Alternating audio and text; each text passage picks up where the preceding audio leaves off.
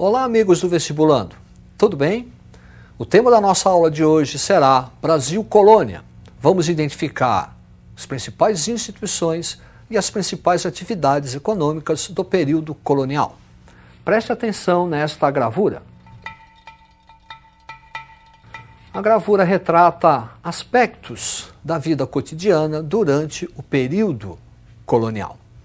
Período colonial que está subdividido em pré-colonial e colonial. Pré-colonial, 1500, 1530, caracterizado pela atividade da extração do pau-brasil e o regime de feitorias. Observe este mapa.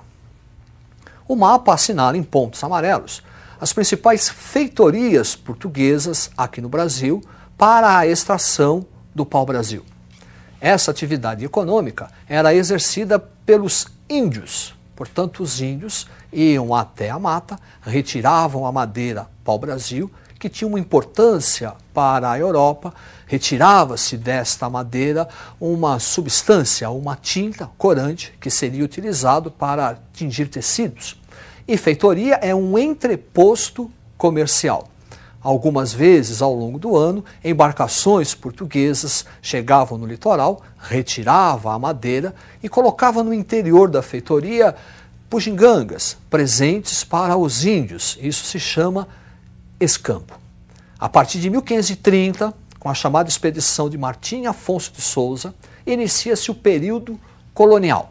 E esse período colonial é caracterizado pela instituição das capitanias hereditárias. É a divisão do Brasil em 14 longos lotes de terra entregues aos donatários, capitães donatários. Para você visualizar o que estamos falando, preste atenção neste mapa.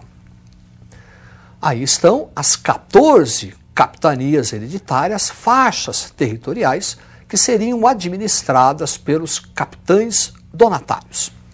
O regime das donatárias foi regido por dois documentos. Carta de doação, documento onde o rei transfere ao donatário a posse da capitania, e a carta de foral, que é um documento onde se estabelece os direitos e os deveres dos donatários na capitania.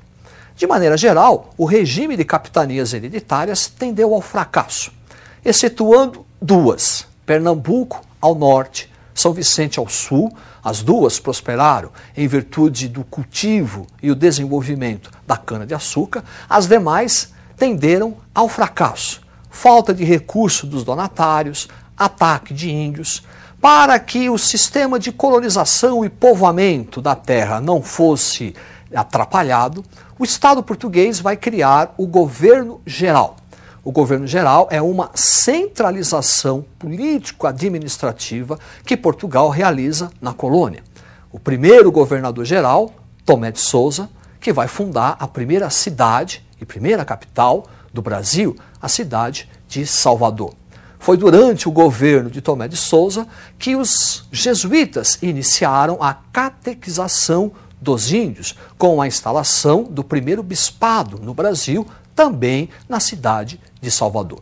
Duarte da Costa, nosso segundo governador-geral, o seu governo teve uma série de complicações, atrito dos colonos com os índios e a invasão francesa no Rio de Janeiro. O terceiro governador-geral, Mendes Sá.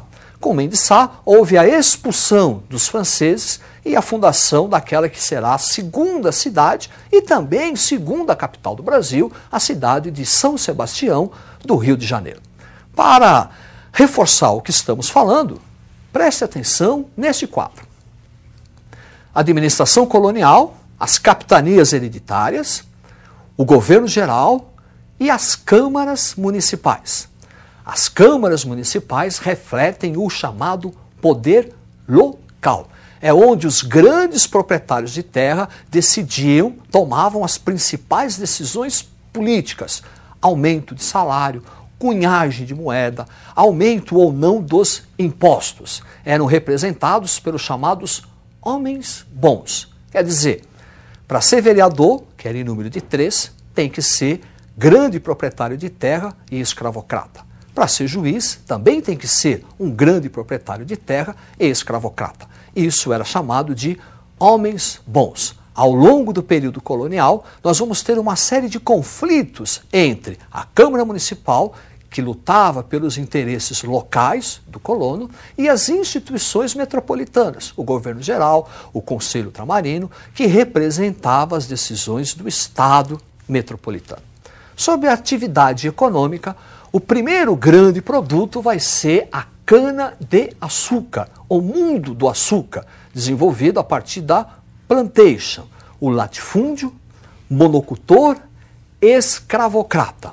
Nesse mundo do açúcar, vamos destacar o enorme papel dos holandeses, responsáveis pelo financiamento para a montagem do engenho colonial, também responsáveis pelo transporte do açúcar para a Europa, refino desse açúcar e depois a distribuição do açúcar refinado por toda a Europa.